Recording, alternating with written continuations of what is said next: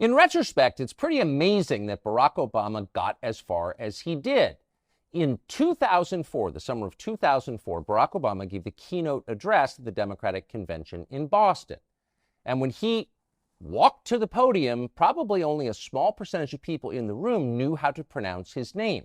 He was totally unheard of. No one knew Barack Obama. At the time, he was a state senator in Illinois. 4 years later, he once again spoke to the Democratic Convention, but this time as the nominee.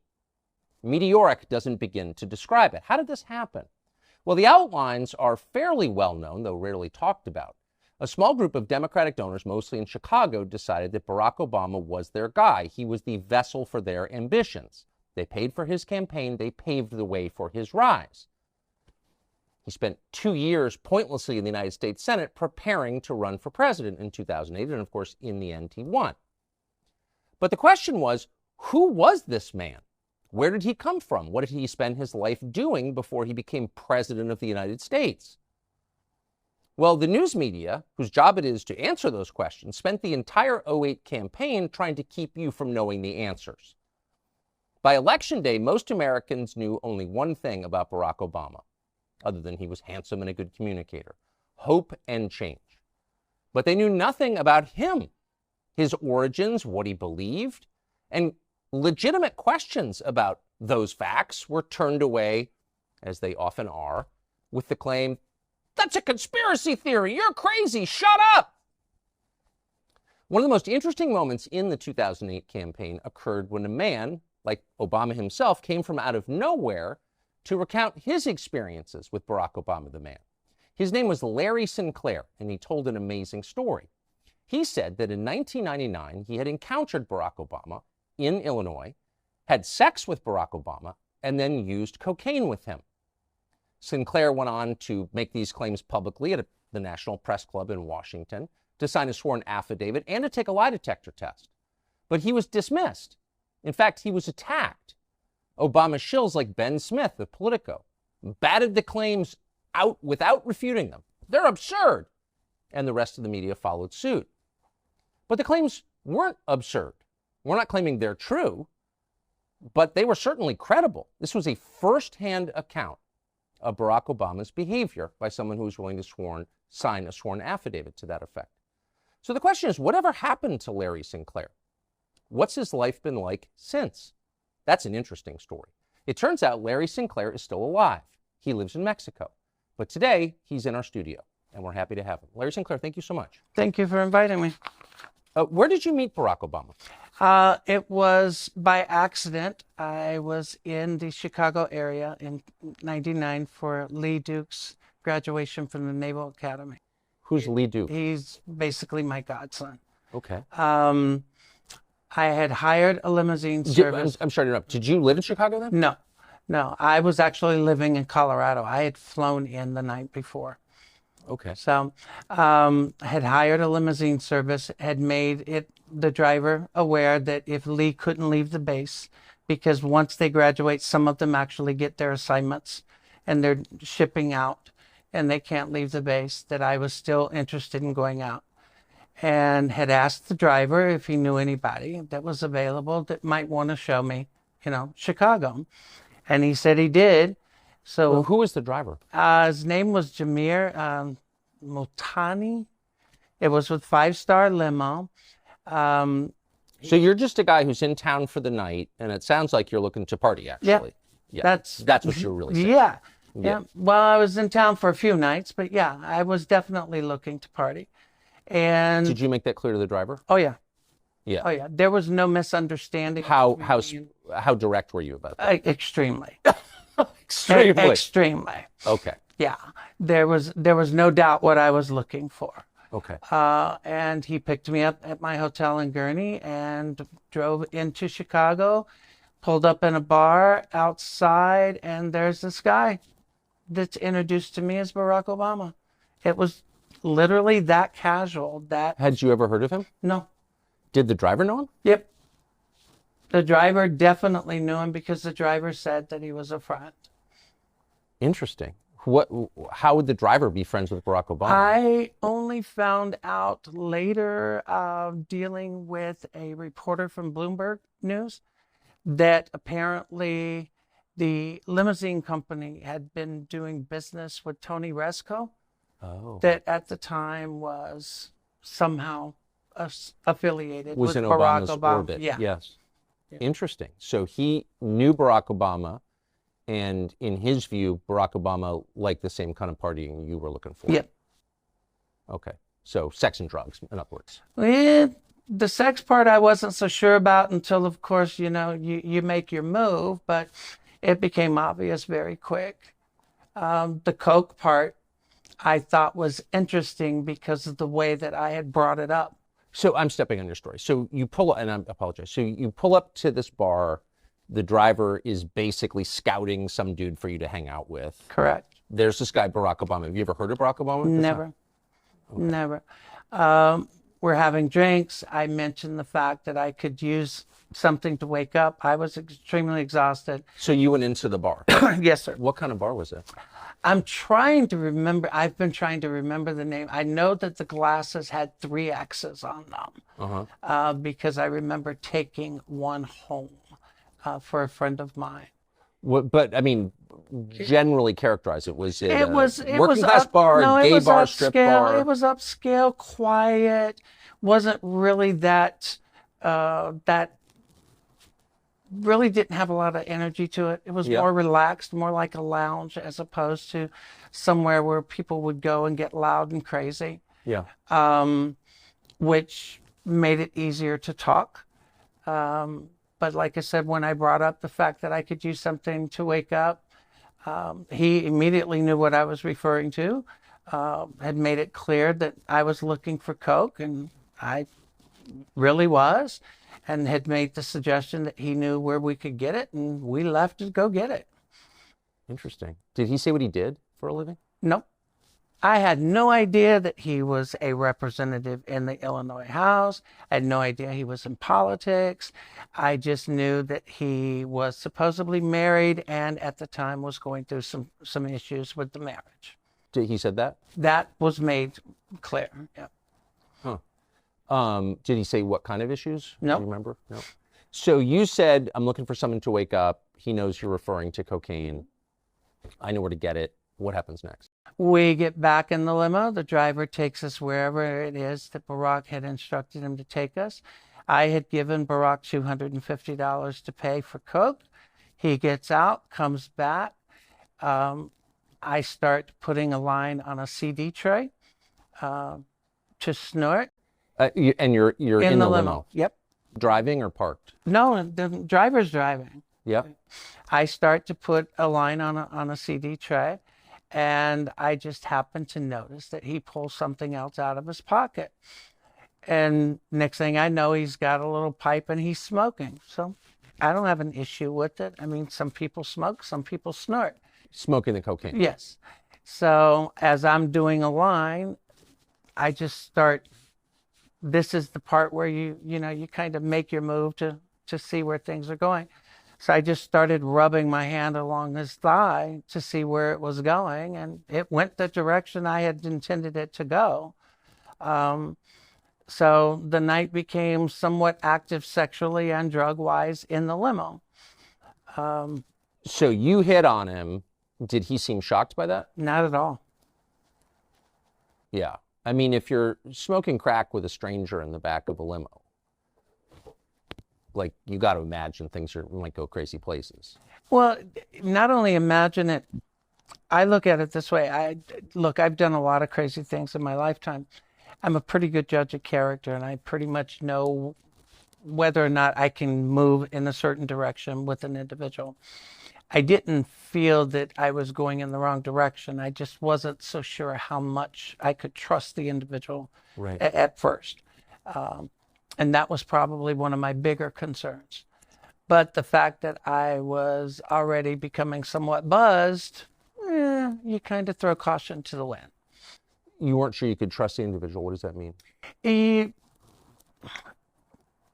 when you meet someone out of the blue and you go to a level that you're doing drugs with, or you're giving money to purchase drugs, or even for sexual activity, you have to be sure that you can trust them. And when I say trust, I mean that you're not going to end up being robbed, or that you're not going to end up having a knife stuck into you, Right. you know, from one direction or another, or that you're not going to pull up somewhere and all of a sudden the car door is going to open and you got 5 people pulling you out of it. Totally. That's what I mean when I Yep. say trust Yep. someone.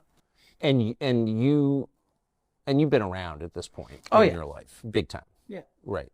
So probably not your first time in a situation like this. Not at all. And that's why I said I pretty much know where I can go and Yeah. at what point. So you start rubbing his leg, and he's, I mean, I think, I'll just be totally blunt with you, like a man who's not into gay sex would be like, whoa, settle down. Trust me, if it was something that you were not interested in, Yeah. and you're right, I've had guys that I read wrong that would literally try to break your hand. For sure. If you went in that route. So it's not like this was something that he wasn't into. It's Yeah. not something that he was shocked by. Yeah. Shocked by, you don't get excited and you don't unbutton your pants and you don't just sit there and let it happen. Yeah. So it definitely wasn't Barack's first time. That much I'm absolutely certain of. And I would almost be willing to bet you it wasn't his last. So, so you performed oral sex on I Barack did. Obama. You did. In the driver's up front, Yep. and he's cool with this. The driver has the partition up. He didn't have a problem with it. He didn't put it down for any reason. I mean, he kind of set up the whole thing for this in the first place. Exactly. And I have a funny feeling he had no bones to pick with it as far as what took place in it. Yeah. So what happened after? Afterwards, I actually went back to my hotel. I had specifically asked that he drop Barack off first, but for some reason he and Barack chose that they would drop me off at the hotel first and then he would take Barack. So Barack actually made the drive out to Gurnee, which is a suburb outside of Chicago, to the hotel for me to be dropped off. What hotel was that? It was the Comfort Inn in Gurnee. Ooh, that sounds depressing. Well, you have to remember it was 99. Yeah. No, And it was close to the Great Lakes Naval facilities. yeah. But I got dropped off. They left. The next day was somewhat interesting because he ends up showing up at my hotel room, which I thought was somewhat weird, but He wanted some more. Mm-hmm. So when you say he showed up, he showed up. I mean, I had no warning. I was in the room. There's a knock on the door. I open the door and he's standing there. And he's standing there with more Coke, and he comes in, and it was just like a quick, rehash or rerun from the night before. exact same program. Exact same program. Was he smoking again? Yep. So Barack Obama smokes crack, and then you perform Yep. oral sex on him. And like I said, the only reason I had come out about it is I had reached out to the campaign even in 2007, only because I saw all these kids getting excited about it. Okay, wait. So how did that end? Like, Same way. You get off, you finish smoking, you leave. thanks, bye? Mm-hmm. Huh. What did you think of him? I thought it was interesting. I thought he was definitely a con. But, What do you mean by that? well, in my life at that point, you made it clear. I had already been around. Yeah, big time. Yeah. So when people are doing things because they actually really enjoy it, or they're sincere, or they're looking, for Yeah. a connection, or they're doing something because they're looking for an in, or they're looking for a hook, or it's a game. Yeah. So for me, I felt that it was a game for him. It was like, okay, what am I going to get out of it? Or is there something I can get out of it other than just, the sexual part? Right. And lucky for me, I wasn't going back to Chicago anytime soon, so it really didn't matter. So you were left with a bad taste in your mouth. Something, yeah. Yeah. Did you talk to him again? I did not. In fact, And did you have any idea, even though you had sex with him twice, you did cocaine with him, watched him smoke crack twice, you had no idea who he was? I had no idea who he was until I'm sitting in my house in Tequila, Nayarit, Mexico in 2004, and he walked on that stage In Boston. in the DNC convention, and I literally hit the floor. I just hit the floor and was. Wait, so you're watching the Democratic convention from Mexico? I was and the guy that smoked crack in your Comfort Inn with you? I was laughing so hard. And you were sure it was him? I was absolutely positive. How? I don't forget people I've met. I don't forget people I have spent time with. I just don't. And just to restate, because I think you affirmed this, but he used his real name when you were with him. Yes, Did he call himself Barack or Barry? Barack. Barack. And so did the driver. And that's why at first when everybody was referring to him as Barry, I just didn't understand or catch on. Because like I said, I didn't know that much about him other than the fact that, hey, you know, you hook up, you know, today it's Grindr. Back then it was, you know. The limo driver. Yeah. A limo driver or a bartender, you know. You ask and somebody knows somebody or somebody doesn't. Amazing. Amazing. So you're sitting there in Mexico watching this and you think, that's the guy I had sex with who smoked crack with me. Yep. And what do you think? Like I said, I just started cracking up. I freaked out. I had even pointed out to some friends of mine that were at the house that night. And I told them, I said, you're not going to believe this. I said, I blew this guy twice. You know, and they just start cracking up. But that's the thing about me. I've never been in the closet. I've never hid. I mean, I'm always very direct and blunt. Yeah. And, you know, and I'm just like, this is unreal, you know? And I had no idea that he was going to run, you know, in 2008. But I was back from Mexico. But it was a strange feeling sitting there watching him walk across that stage and realizing who he was. Huh. So what did you do? You said you reached out to the campaign? Well, I didn't do anything in 2004, but when he announced his run for 2008, I did reach out to the campaign in late 2007 because I had seen a lot of these college kids talking about how thrilled they were, how there was a candidate who was completely honest about his entire life, his drug use, you know, what he did as when he was in school, you know, the constant back and forth. 1 minute is, yes, I did cocaine when I was younger, or no, I never did cocaine, but I smoked weed. So I just simply pointed out that all I was asking was, look, why don't you just simply come out and say, I did coke and I've done it as recently as 1999. You know, just tell the truth. Put it out there and be honest and let it stay as the truth rather than this back and forth. Never did hear anything back from them immediately. Who did you reach out to? Do you remember? I reached out to actually David Axelrod's office in Chicago. I'm trying to remember the letters, because it was actually 3 letters. And did you say, I had sex with Barack Obama? This is the interesting part. My first contact with the campaign never mentioned the sex whatsoever. That was actually brought to my attention by someone who eventually reached out to me in late 2007, claiming to be with the campaign, but wasn't with the campaign. What do you mean that was pointed out to you? So you never told anyone in the Obama campaign you'd had sex with Barack Obama? Not in 2007, no. Interesting. But they knew? Yep. How? Who? Well, that's weird. I'm assuming Barack himself, because the phone calls that I got in late 2007 came from a gentleman that I have repeatedly identified as Donald Young.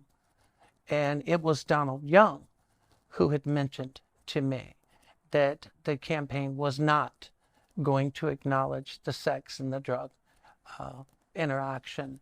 And I was somewhat taken back because, like I said, I had never mentioned the sex to the campaign at all at that point. I had in 2008, but I had not in 2000. Okay, that is amazing, and I want to get to who Donald Young was in just a minute. But I apologize for being a bad interviewer, but let me just ask the obvious question: was what was Obama like on crack? Actually, and I hate to say this because some people are going to think I'm really crazy. I knew a lot of people that smoked it because I was in Miami in the early 80s when it became quite popular. Similar to a friend of mine that I knew in Miami, gets extremely high, calm, almost euphoric. And then as it starts to come down, you know, the twitching and the looking, anything that looks white that's sitting on the seat or the floor, you assume is another piece that fell off that, you know, you can pick up and smoke. But while he was high, pretty much the same. Pretty controlled. Pretty controlled, euphoric, talkative, but not really saying anything. So it was like his presidency. A lot like it.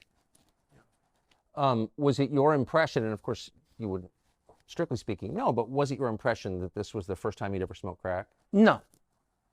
No. You don't, first of all, you don't buy crack, get in a limo, and have a pipe in your pocket if it's the first time you smoke crack. Yeah. You just don't. That makes sense. So I've read about your story to the extent it's been written about, not very much. But I'd never read that Donald Young, this man Donald Young, called you and told you that he knew you'd had sex with Barack Obama. That was the contact in late 2007 that I had that originally came under the guise that they were part of the Obama campaign. So who was Donald Young? Donald Young is a choir director and a school teacher. He was the choir director at Jeremiah Wright's church in Chicago, the same church that Barack Obama went to. He was also a very openly gay black man, but very well respected. Did you know him? I had never met him. I had not even realized that the person who was communicating with me had been killed until a good 2 months after. So I'm going to get to that. So Donald Young is the choir director at Jeremiah Wright's church. Yes. And is it publicly confirmed that he knew Barack Obama? Oh, yes. Yes. Donald Young's own mother has repeatedly said that she feels that her son died to protect Barack Obama. It's just interesting that Donald Young would have called you. He's not working directly for the campaign that we know of. Exactly. But somehow he has a copy of your letter. It sounds like maybe Donald Young was on cleanup duty. Somehow he has my phone number. Exactly. And that's exactly what it was. Because like I said, the first calls were, I was led to believe that he was with the campaign. The last conversation that I'd had with Donald Young, he had actually come clean and said that he had been asked to call me and that his job was to get as much information from me as far as who I had spoken to, who I had given any information to, and to get that to them.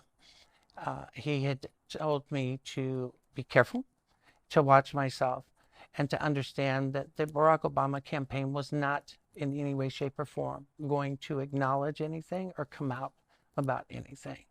And he had made it clear that he had known Barack for quite some time and had had an intimate relationship with Barack for quite some time. He told you that? Yep.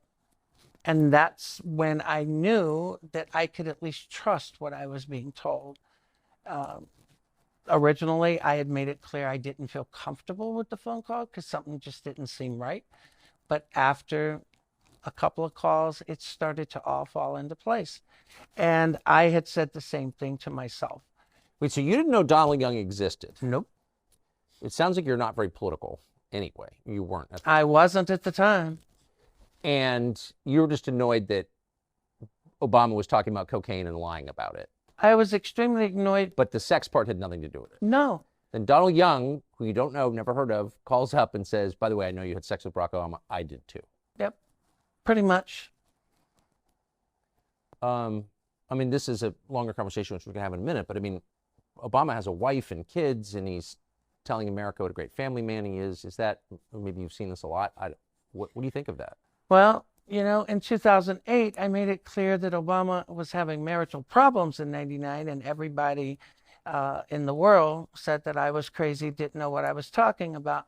And yet, what was it, 6 months ago, Barack Obama comes out and tells the world that exactly what I said was the truth. In 1999, he and Michelle came very close to divorce. Really. 15 years later, what I say is the truth, but 15 years earlier, I'm a liar and a fraud. It's interesting how things eventually come out.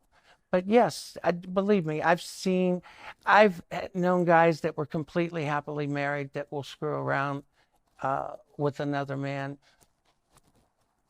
on a weekly basis and think nothing of it. Huh. Is it your sense that that's who Obama is, just transactional, or that he's bisexual, or like, what is this? No, my feeling that Barack Obama is probably, he's definitely bi. I think there is a lot of transactional qualities to him, because I think whatever he does, it is looking for a hook or looking for a benefit. Yeah. That's consistent with his public persona too, I would say. So Donald Young calls you, you actually end up, sounds like you kind of like and trust Donald Young. I did. Did he say how long he'd had a relationship with? He had just said that they had been intimate for years. Intimate for years. And what happened to Donald Young? Donald Young was shot dead in his apartment, second floor in Chicago, Illinois. I think it was December 23rd of 2007.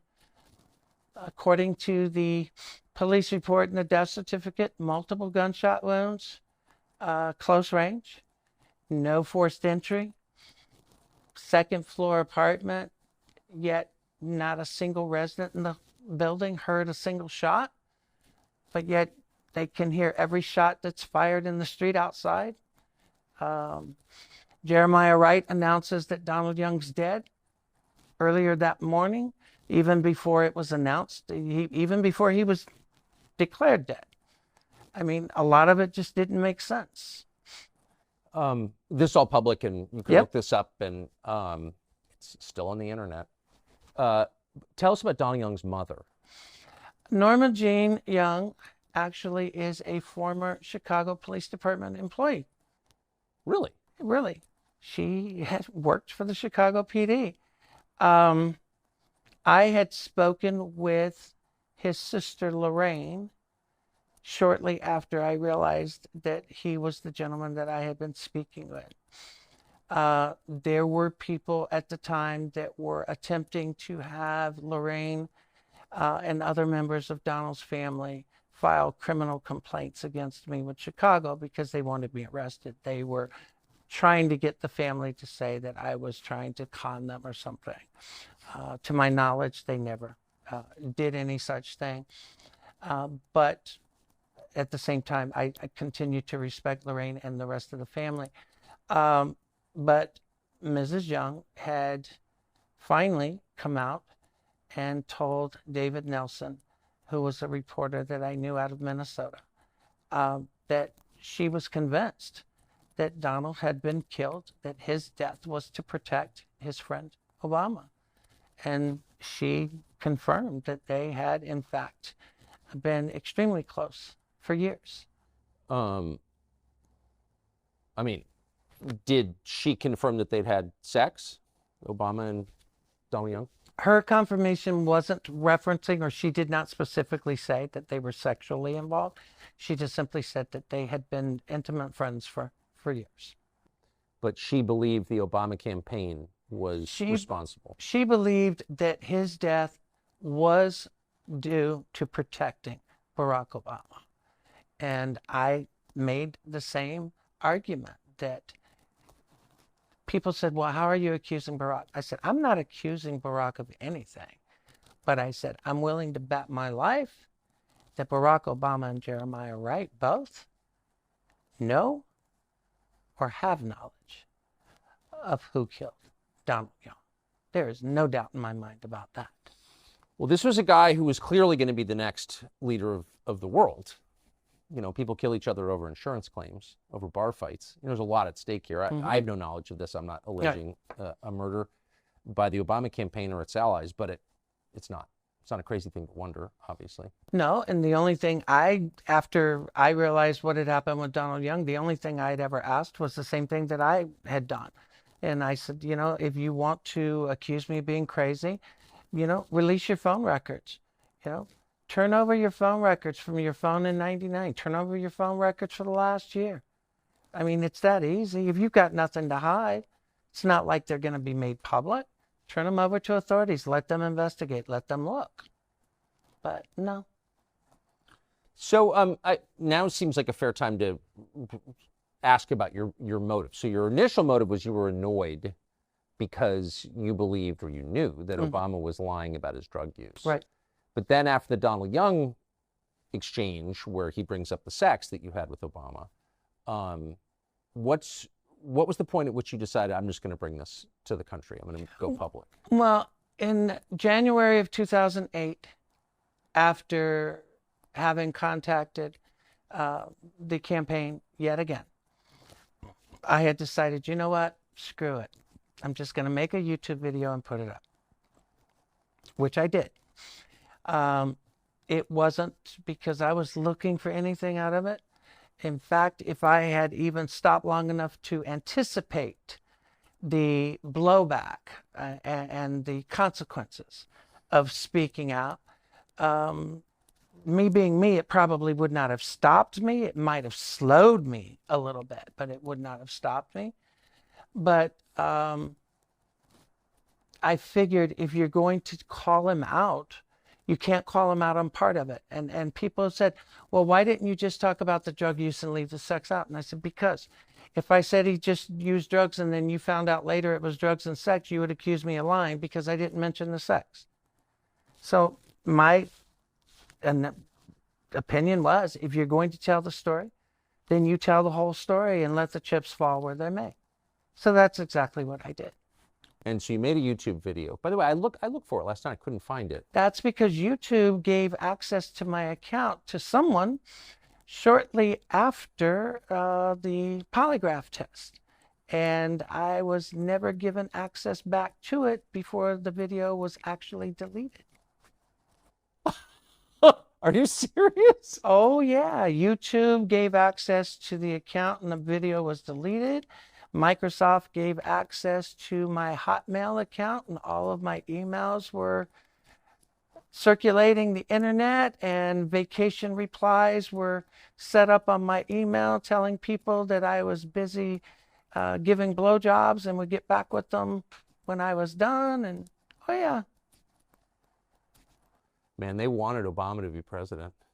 Yep, and they wanted me to be the biggest fraud and nutcase that ever existed. So I got to ask you, I mean, you know, I wasn't there. I could only assess what you're saying. I don't see any obvious motive for you for gain, financial gain. You're not going to get rich doing this. And in fact, you haven't. You've gotten impoverished as a result of it. But like, if I'm a reporter, well, I was a reporter at the time. I remember thinking, well, that's an interesting story.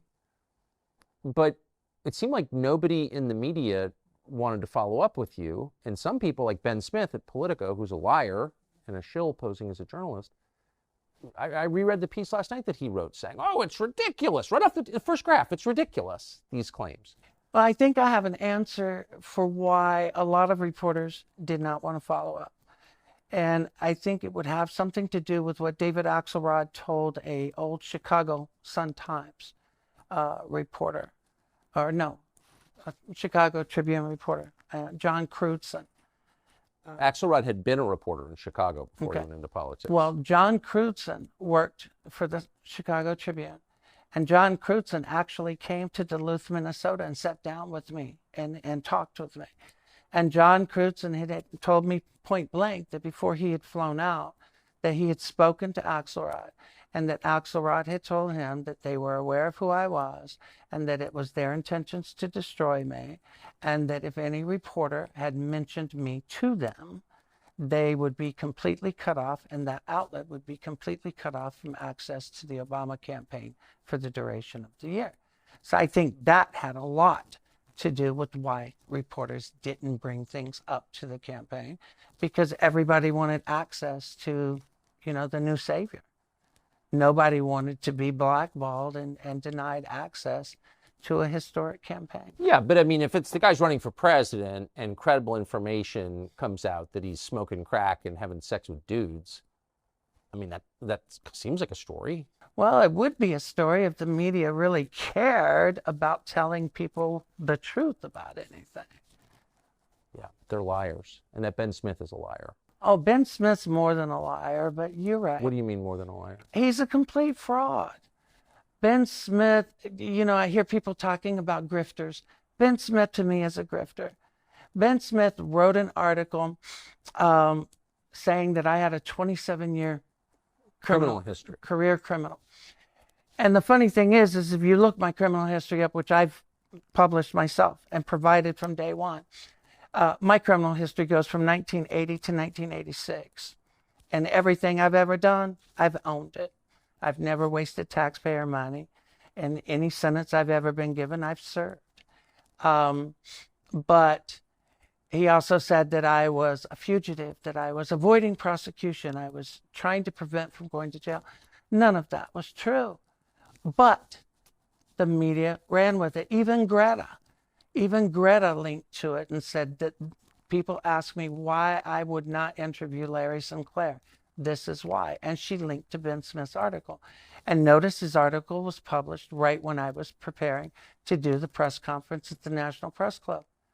But hey, the National Press Club, so-called beacon for freedom of the press, they were just as involved in trying to keep the story from ever being. It's interesting. I watched the other night, I watched your entire National Press Club appearance, and in it, you detail your intersections with law enforcement exhaustively. Yeah. Every time you've been arrested, you explain it. Every time you've done time, you explain it.